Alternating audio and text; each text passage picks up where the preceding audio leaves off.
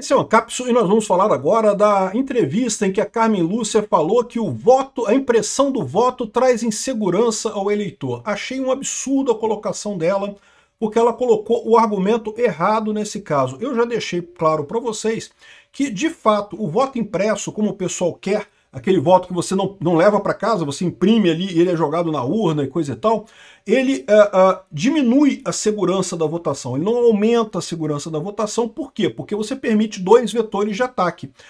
O eventual atacante pode tanto atacar a urna eletrônica em si, que já pode atacar hoje, mas pode atacar também o papel, que muitas vezes é mais fácil de atacar do que a urna eletrônica. Então você ganha, na verdade, duas possibilidades de fraude, ao invés de ter uma possibilidade de fraude só, né? Você diminui a segurança total do sistema. Mas o que ela está dizendo aqui é que a impressão do voto acabaria com a privacidade do voto, o que é uma mentira. O que ela está colocando aqui é como se a pessoa imprimisse o voto e levasse o voto impresso para casa, o que não é a proposta que o pessoal faz. Vamos entender esse caso aqui, por que essa crítica dela é preocupante? Porque, de novo, eles estão dizendo aqui, não, porque as campanhas de desinformação, eles já estão querendo dizer de novo que não pode criticar a eleição ano que vem. E aí que eu falo para vocês, eu não vi fraude nenhuma nas eleições de 2022, fui claro em fazer isso. Muita gente brigou comigo, como você não viu fraude, não sei o que lá. Nas urnas eletrônicas eu não vi fraude em nada. Vi fraude na questão da propaganda, do dedão na balança que o pessoal colocou lá para botar propaganda mais para um lado do que para o outro, só censurou a gente da direita. E aí teve dedão na balança, aí foi fraude. Mas fraude na urna eletrônica eu não vi nada. Agora, eu não sei o que vai acontecer ano que vem. Será que ano que vem vai ter fraude ou não vai ter fraude? Eu não sei. Não dá para saber se vai ter fraude por antecedência. No momento que você já coloca que é proibido questionar a urna eletrônica de antemão, realmente a situação fica complicada. Essa situação, o lugar para onde esse pessoal está levando a democracia brasileira é um lugar muito sombrio. É a democracia estilo Coreia do Norte, em que o nome fica democracia, mas eles mandam em tudo e não interessa a vontade popular. Essa notícia foi sugerida por Volta Prêmio Bovino Gadoso, Nikita Molotov e várias outras pessoas. Obrigado aí ao pessoal que sugeriu notícias lá no nosso site, no visãolibertaria.com. E obrigado a você que está assistindo o nosso vídeo. Se você gosta do nosso conteúdo, por favor, deixe o seu like e se inscreva aqui no canal, né? Essa questão do voto impresso não é nova. Eu já fiz discussões sobre isso várias vezes aqui no canal.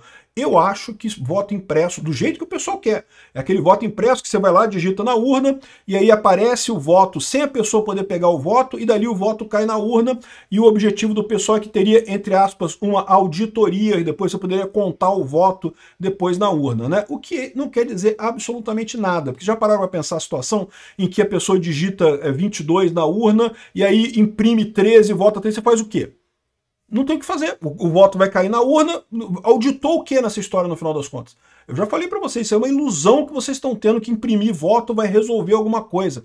Contagem de voto vai resolver alguma coisa. Isso daí é claramente o chamado comportamento de aversão ao risco. Aversão ao risco, as pessoas têm medo de coisas que elas não conhecem bem.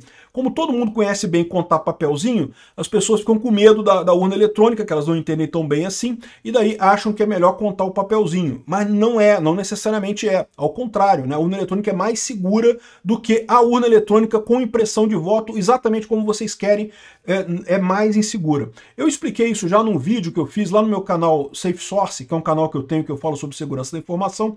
Para quem não sabe, segurança da informação é a minha área de origem. Eu trabalhei muitos anos analisando segurança de sistemas e coisa e tal. Tenho livro publicado nessa área, dei aulas em universidades nessa área, falei muito sobre isso já. Então eu fiz o favor para o pessoal de explicar lá depois das eleições de 2022 porque que eu não vi nenhuma fraude nas urnas na eleição de 2022. Não teve nada, nenhum dos pontos que levantaram. É esse vídeo aqui, ó, Dossiê Urnas. Porque eu não acredito em fraude na urna eletrônica em 2022. É um vídeo longo de 2 horas de duração em que eu peguei cada coisa que o pessoal disse. Ah, não foi fraude por causa disso. Ah, foi fraude por causa disso. Foi fraude por causa disso. Eu mostro para vocês porque que não foi fraude. Não teve fraude nenhuma em urna eletrônica em 2022. E ao contrário, eu falo que é um erro à direita o Bolsonaro continuar insistindo neste ponto porque está afastando os eleitores dele, né? Eu vou deixar o link aqui na descrição, caso alguém tenha interesse de ver esse vídeo aqui com mais detalhes. Mas o ponto aqui é esse, né? A fala que a Carmen Lúcia colocou está errada. Olha só o que ela diz aqui, ó. O voto impresso pode ser instrumento de cobrança até mesmo por organizações criminosas que injetam dinheiro ilícito em campanhas e exigem por medo e pela pressão criminosa, comportamentos eleitorais específicos daqueles de suas áreas de atuação. A impressão do voto não traz segurança ao eleitor, mas insegurança ao eleitor e à sociedade.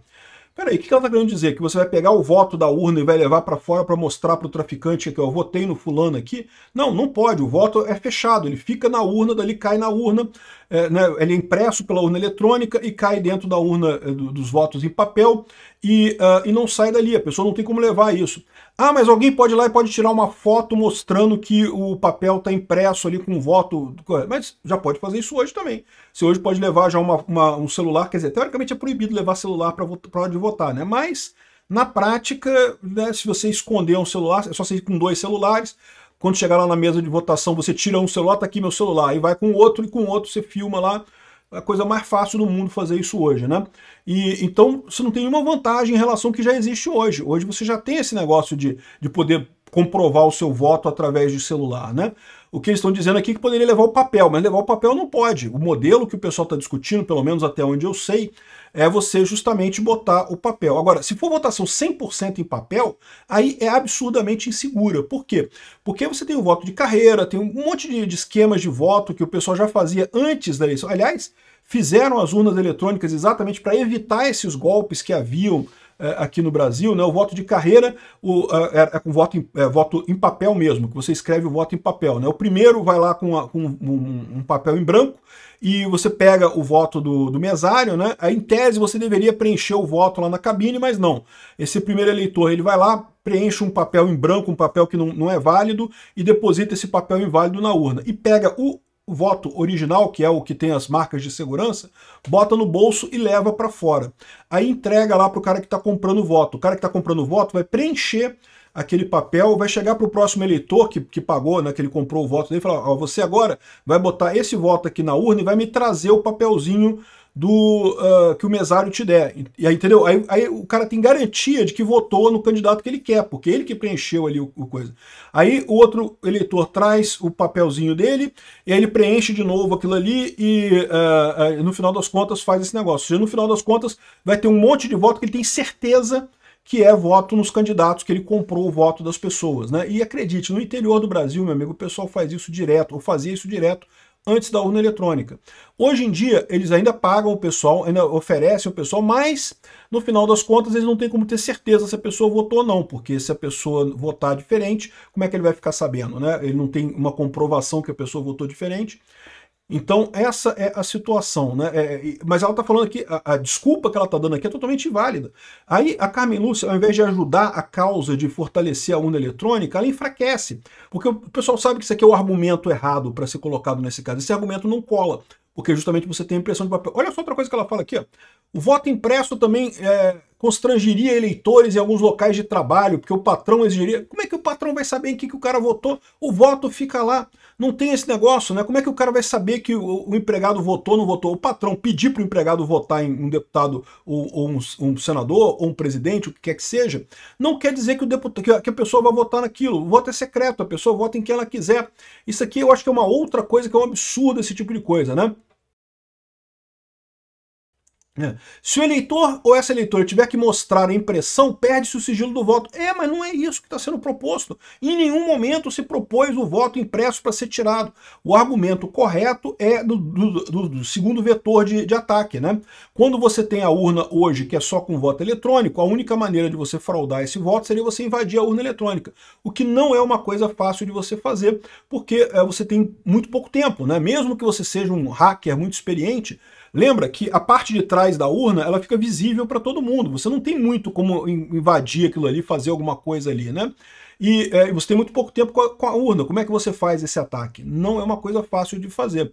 Então, justamente pelo tempo. Agora você passa a ter 2 vetores de ataque. Você pode fraudar a eleição eletrônica ou você pode fraudar a eleição de papel. Qualquer uma das duas que você conseguir fraudar, você altera o resultado.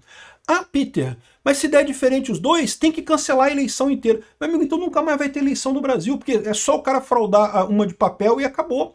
Né? Não tem jeito, tem que decidir o que vai valer nesse caso. Se tiver número diferente entre o papel e a eletrônica, vai se escolher qual dos dois resultados. Vai escolher o do papel? Então é muito fácil de fraudar. O papel é muito mais fácil de fraudar do que o eletrônico. Virou muito mais fácil de fraudar.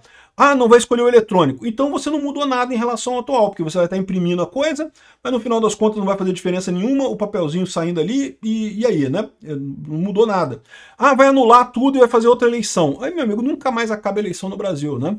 Ou então anula a urna, aquela urna não conta. Beleza, você consegue fraudar a eleição do mesmo jeito. Eu sei quais são as zonas eleitorais no meu município, que o meu candidato, que o meu opositor tem mais voto. Eu vou lá e dou um jeito de fraudar todas elas no papel, que é fácil fraudar o papel, é só trocar a urna, jogar um papelzinho a mais ali, enfiar um papelzinho pela gretinha ali a mais, aí eu fraudei a eleição em papel, aquela urna vai ser anulada, era a urna da região em que o meu candidato opositor tinha mais votos, ele se ferrou, eu ganhei a eleição. Entendeu o problema? Você consegue, qualquer que seja a situação que você faça, você diminuiu a segurança da eleição. Você permite mais fraude sem ter nada de vantagem no final das contas, né? Ah, mas tem a decisão da Suprema Corte Alemã. Eu falei, é verdade, a Suprema Corte Alemã entendeu que é muito importante você ter impressão de voto. Mas eu sempre lembro o pessoal que há uma diferença muito grande entre a Alemanha e o Brasil, tá? Em termos até de logística, de estratégia e de cultura. Lá na Alemanha você não tem muito esse negócio de cultura de compra de voto. As pessoas são ricas, têm muito dinheiro, né? Para você comprar voto na Alemanha sai muito caro. Aqui no Brasil não, aqui no Brasil existe uma cultura de compra de votos, cara, no interior do Nordeste, até interior do Rio de Janeiro, de São Paulo aqui, tem um monte de gente que não tá nem aí, que vende o voto, toda eleição já vai lá querendo vender o voto para algum candidato. Faz até leilão entre candidatos para ver quem dá mais no voto dele. Então, ou seja, existe essa cultura no Brasil e aí você tem que ter uma resposta para isso, né? E a resposta é justamente a urna eletrônica. Enfim, agora o que me preocupa nisso daqui, eles falaram aqui, ó, a desinformação conhecida como fake news pelo abuso das tecnologias é atualmente um dos maiores gravames da humanidade e persiste no Brasil. Ou seja, está querendo dizer que é proibido questionar a urna eletrônica. E de novo, eu acho que não teve, eu disse aqui que eu acho que não teve fraude nenhuma, não vi nenhum motivo para fraude aqui no Brasil.